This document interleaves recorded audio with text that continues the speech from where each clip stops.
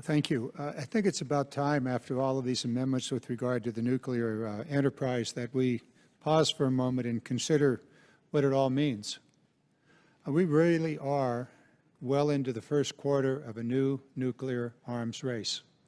You start adding up all of these nuclear weapons systems, all of which are proposed to be reduced marginally by Ms. Sanchez's amendment, and it doesn't begin to equal the increase for all of the nuclear weapons activities.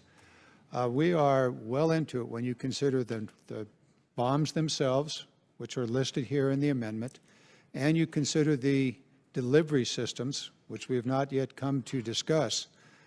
You'll come to realize that over the next 20, 25 years, we'll be spending well over $1 trillion on the nuclear weapons systems. While we're doing that, so is Russia and China. It's an arms race, much like we saw in the 60s and 70s.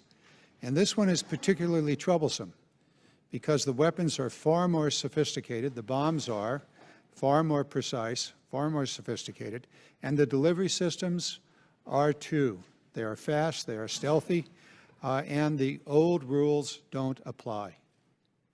So just for a moment, those of us that think that maybe we ought to rethink and pause for a moment on this new nuclear arms race, and even for those that want to get on with it and spend hundreds of billions of dollars, to just think about what the implications are. And the implications are dire. They're very serious here. This is a complex, difficult, serious matter, and we just cannot pile on. And so Ms. Sanchez here actually just puts a little tiny break.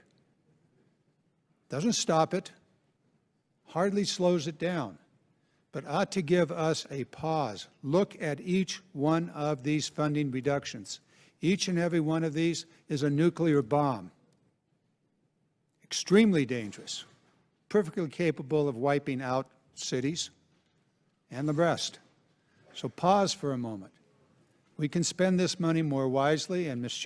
Sanchez suggests that we spend it on something that the Army needs today.